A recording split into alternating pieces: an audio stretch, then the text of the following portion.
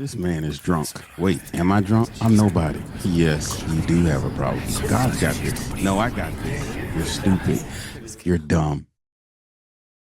I'm a father. I'm a husband. I'm a son. I'm a leader. I am Marcus J. Scott.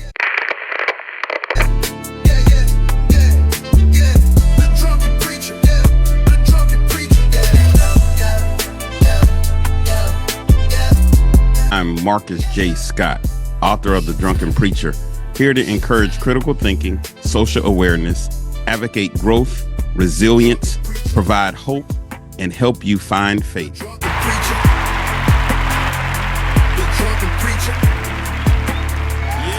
welcome to another edition of The Drunken Preacher Podcast. Yeah, I'm Marcus J. Scott, and we back at it again. Man, I tell you, I missed a week or two. But I'm very excited about what God is doing in my life. I'm very excited about where he's taking us, which brings me to today's topic. You know, why are we still stuck where we are? Or better yet, what's stopping us from moving forward? Yeah, what's stopping you from moving forward? What has been stopping me from moving forward in certain areas of my life? You know, I often ask myself that question. Why am I still here? Or have you ever got to a point where, you know, the new year comes around and it's 2023 and you're like, man, I said I was going to do some stuff in 2022 and now it's 2023 and I ain't done it.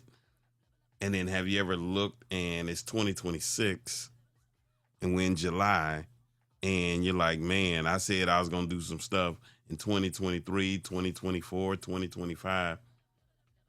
I still haven't done it. Well, this is a podcast about internal struggles. You know, the primary theme is, while it's called The Drunken Preacher, it's about internal struggles, the struggles we have. And this one in particular is sometimes we have a problem or a struggle in moving forward. We say we're going to be better versions of ourselves. We say we're going to do better. We say we're going to exercise. We say we're going to lose the weight. We say we're going to get the promotion. We say we're going to start the business. We're going to finish the degree. We're going to be a better father. We're going to be a better husband. We're going to do better. And we find ourselves right back in that same spot. And so today I want to talk about what is stopping you. What's stopping me? What's stopping us? And I want to take a look at that today. And I pulled a couple points that I think, you know, might help us with some of that or something that we can think about. You know, we've gotten to a point where we say, okay, I've been praying, and then we stop, and then we start back praying again, or we say, all right, I need to get a new group of people, or we change some stuff, but it doesn't seem to like help us move forward at times. Yeah, we make adjustments, we shift, and then sometimes we find ourselves right back in the same spot. And so I want to say that one of the things that I've noticed is fear sometimes keeps us frozen. Yeah, sometimes it's fear that keeps us frozen. Well, what are you saying, Marcus? I mean, it could be fear of anything. Sometimes it's fear of failure. Yeah, sometimes it's fear of failure. I mean, think about it. If I'm a kid, I never rode a bike, and here it is, I'm 5, 6, 7 years old, my first time on a bike. I may not want to even get on the bike. Why? Because of fear of falling. I might fall, hurt myself, scrape my knee, look bad in front of my friends. Whatever the fear is, I don't even want to try it or do it because I'm scared. Have you ever been there? You don't want to start the business because you're scared. What if I fail? What if the bank doesn't give me any money? What if it doesn't work? What if it doesn't go well? You're scared to move forward. You've been talking about you want a relationship, but you're scared to move in a direction to give people your heart, give people your trust, give people your attention, give people your time, and it doesn't work out. Yeah, you're scared. Or how about you say, okay, I want to do something in ministry, or I want to move forward in another direction over here or over there, and you're like, I don't know. What if I don't have the time? What if something comes up? That's fear. All of that's fear. And fear can stop us, keep us frozen from moving forward. And sometimes it's conscious and sometimes it's subconscious. Yeah. We start making up excuses of why we can't. Oh, I don't have the time. I don't have the money. Um, Everything is not right. It's not winter yet. I mean, who knows? Maybe I'm too old. Are you scared that because you've reached a certain age that you won't succeed? Or are you scared that you're not old enough? Or maybe you're not in the right circle? Or maybe you don't have enough money in the bank? What are you scared of? And so sometimes it's the fear that holds us back. But the second thing that could potentially be holding us is our past. Our past could keep pulling us back from moving forward. That's a good one. And that's hurting me right now. That's kind of got me in some spaces where I'm like, I don't know. Yeah, because sometimes it's those past things. We've gotten so comfortable with past things that we often want to go back to those things that we're comfortable with. Yeah, we sometimes want to go back to those things that we're familiar with. And so while we're scared of moving forward, we're scared of the unknown. We sometimes don't want to move forward because we're focused on the past. What happened in the past? Maybe it's hurt from the past. Maybe it's bad relationship stuff that's from the past. Yeah. So I don't want to move forward in a new relationship because I had some bad past hurts. I had some bad situations that happened to me in the past. I don't want to move forward because my credit score dropped when I did X. And so if I do this thing, I don't know if I want to do that. Holding on to past hurts, past failures, past things that happened, past relationships, past people, that can stop us from moving forward. And so one of the things we have to do is let go of the past. I often tell people we have to let go of the past, even in things that we were successful in. Why? Because that was the past. Maybe we've outgrown it. There's no reason for me to keep holding on to I can ride a tricycle and I'm 35 years old. That was great when I was 3, 4, 5. It's not great when you're 35, 45, saying you're proud to ride the big wheel. You're proud that you know how to ride the tricycle or that you mastered riding the tricycle. You're holding on to the past even when it's accomplishments. And so sometimes it's the past that's holding us. So yeah, it's fear. Fear can hold us, fear of moving forward, fear of failing, fear of it not being what we expect it to be, or just fear of the unknown. Sometimes it's just the unknown. But then also it can be our past, the thing that we keep going back to. You ever tried to go into a new relationship, but you still thinking about the old relationship? You still thinking about what he did? You still thinking about what she did? You're still thinking about either how bad or good it was. And you're so focused on the past that you can't move forward in the new relationship. You moved on to another ministry or moved on to another state. You moved on to another job and you still thinking about what happened at the old job. You still thinking about what happened at the old church. You still thinking about what happened back in the day. And so we can't move forward. And so not only does fear keep us from moving forward, not only does our past keep pulling us back, but then third, comfort can become your prison. Yeah, that's a good one right here. Comfort can become your prison. How many of you get comfortable where you are? Yeah, I'm comfortable with making the amount of money I make. I'm comfortable with I'm not doing everything that I know I can do in ministry or in my business or in the company or in other things. I'm just comfortable with okay, let me go to church for a minute. I'm just comfortable just going to church on Sundays, hear the preacher, and then I leave. I'm good. No, I don't need to get in no ministry. I don't need to do no extracurricular. No, I don't need to mentor anybody. No, I don't need to talk to the youth. No, I don't need to help somebody else. I just want to come to church, get my word, and go home. I just want to go to work, do my job, and go home. I don't need to do no extra. I don't need to do any, try to show them that I can go above and beyond. I don't need to try to help anybody else. I don't need to try to help the new guy that's coming in. Let me just go to work, do my job, go home. I'm comfortable. And so some of us are not moving forward because we're comfortable where we are. I think about the butterfly, the caterpillar, right? In order for the caterpillar to turn into a butterfly, he has to be uncomfortable for a period of time in a cocoon. Yeah, he has to be cooped up in a cocoon and like closed up for a certain period of time, which I'm sure is uncomfortable. But in order for him to break out, he's got to be uncomfortable for a little while. Yeah, he's got to be uncomfortable for a little while.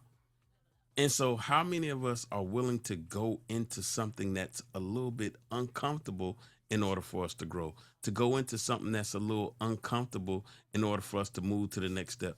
Go into something uncomfortable in order for us to move forward.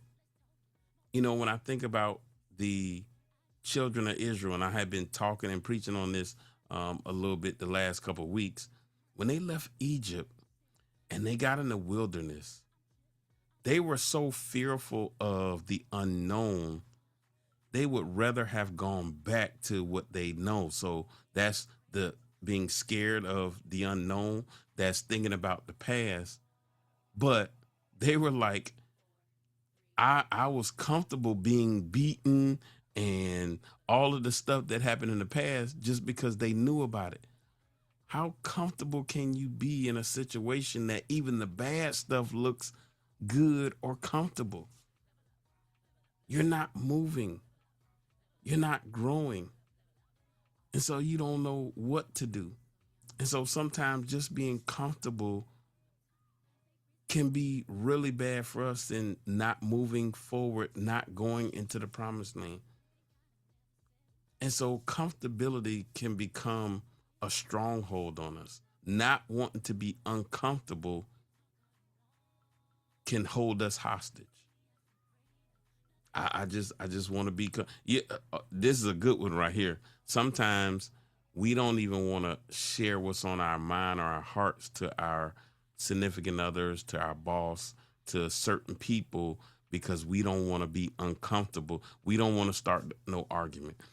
Even though we know what we should say is right, even though we know it'll help the company, even though we know it'll help our boss, our spouse, the significant other, the church, the other person, we don't want to start no argument. I'm not going to say nothing. Oh, that ain't my, but it would help in the long run.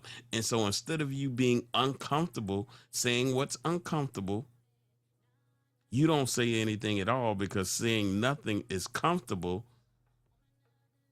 and it tears everything down in the long run, or it doesn't help the relationship move forward, or it doesn't help the ministry move forward, or it doesn't help the job move forward. It doesn't help the business move forward. Why? Because you don't want to be uncomfortable. And listen, I've been there. I don't even want to say nothing because I don't want to throw nothing off. And what normally happens, it blows up later down the line because we didn't want to say something because we didn't want to be uncomfortable. We would prefer to be comfortable by not saying something. And so we got to get out of, I don't want to be uncomfortable.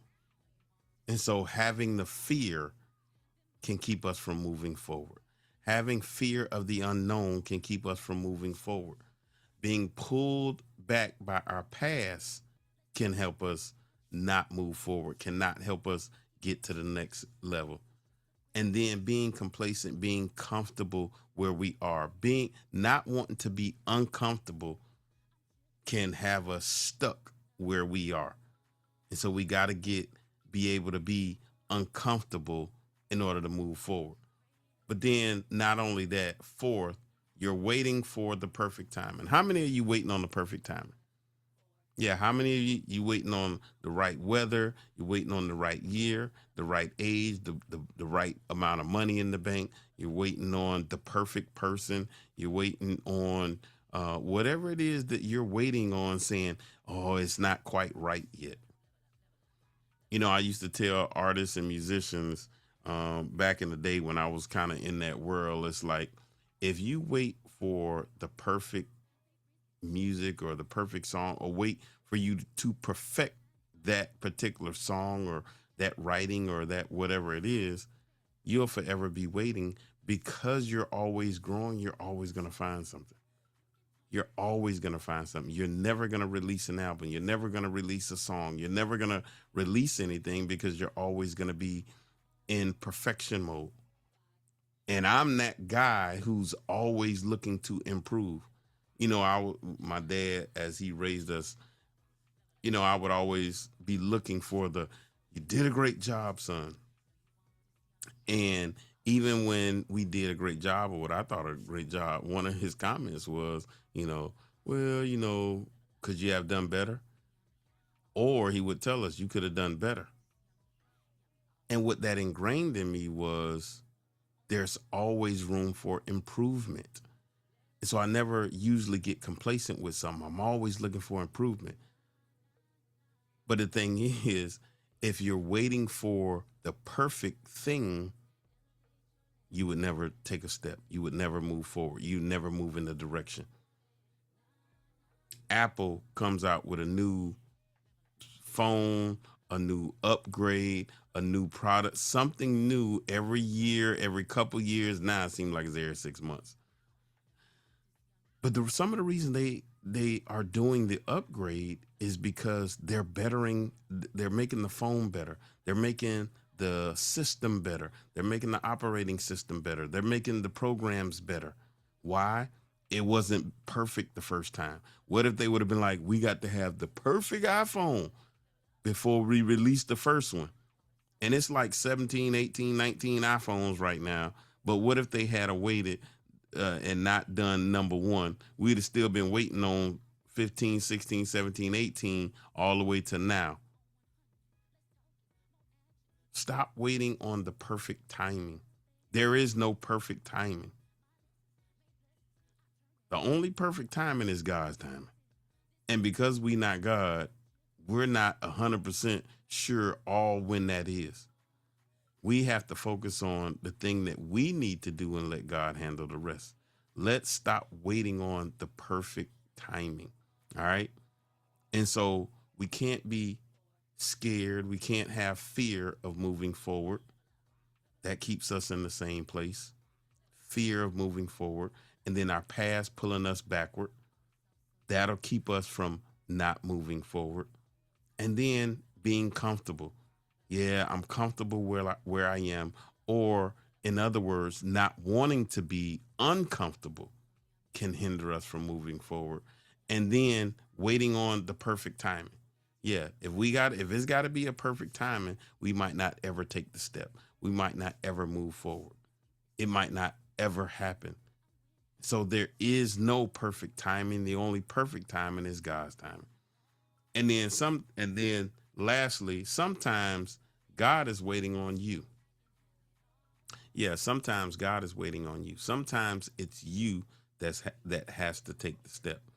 You know, I talk about these last couple of weeks, and I told you I've been studying the Israelites. And one of the things that stuck out with me in that story, if you go to look in Exodus, when the children of Israel get to the Red Sea, Pharaoh is behind them. They're at the Red Sea. And before Moses parts the Red Sea, you can go look it up, God tells Moses to tell the people to move before he parts the Red Sea. And I got to think about that. Right in that scripture says, God says, tell them to move. So before he parts the Red Sea, he wants them to move or take a step forward to where? And I'm pretty sure I could picture it in my mind. Somebody just takes the first step. Then Moses puts his rod out and the sea parts. And the way that scripture reads, it was like God needs us to move first before the miracle. Yeah, he needs you to move first before the miracle. We have to learn how to move and take the step before he opens the Red Sea, before he has the miracle, before he does anything. So are you willing to take the step? Are you willing to move forward? Are you willing to do the thing that you need to do in order for God to do what he needs to do? And so we have to learn to be uncomfortable. We have to learn to let go of the past. We have to learn not to be fearful. And in order for us to move forward and see God work the miracle. If you want to be in a different place at this last part of 2026, going into 2027, if you want to be at a different place, we can't have the fear of failure. We can't have the fear of wanting to move forward. We can't let our past continue to pull us back. We can't continue to be comfortable. We can't continue to say, I don't want to be uncomfortable. We have to get to a place where we're not comfortable. And then lastly, we can't always wait on the perfect timing. There is no perfect timing. The only perfect timing is God's timing. And then lastly, we have to be willing to move in order for God to move. Yeah, God wants us to move before the miracle. And so what is God telling you to move? What step do you need to take today? What step do you need to take this week? What step do you need to take this month in order for God to move? So ask yourself that question. I'm ready to move. I'm not fearful anymore. I'm ready to be uncomfortable. I'm ready for God to open up some doors. I'm not going to let my past hold me back. And while it may not seem like the right timing, there's no better timing than right now to take the first step, to take one step forward and move forward. What step do you need to take? What one action do you need to do in order for God to move? All right. I often say education without implementation is purely entertainment. Yeah, education without implementation is purely entertainment. And so we can get educated and get the information and talk about, what we're going to do. But if we don't implement that, if we don't take action, if we don't take the first step, we might not see the miracle. Yeah, if we don't take the first step, we might not see the miracle. And so God is saying to you, you need to take the first step. So I'm going to ask you one more time, what step, what action do you need to do today, this week, this month, this year in order to move forward? All right. Hey, that's my time for today. Thank y'all for hanging out with me. I got some great guests coming up. Man, I tell you, I'm super excited about what God is doing the second half of 2026 and going into 2027. Man, I tell you, he's doing some amazing things, to include we're getting ready to drop a new book, probably the end of the year or the beginning of the year. God is doing some amazing things, from setbacks to success. That's the name of the book, From Setbacks to Success. And I'm looking forward to God doing some amazing things, not just in my life, but also in your life. And I want to see. So share it with me. Put it in the comment section. Share this podcast with someone that you may think needs to hear this. And I enjoyed myself. I hope you enjoyed yourself. You know how we always end it. Always have a heart of gratitude and the strength to keep moving forward. God bless you. It's your time. Yeah.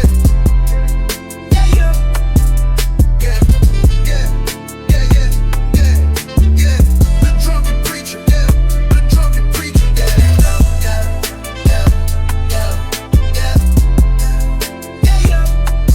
It's your time. It's your time. The drunken preacher.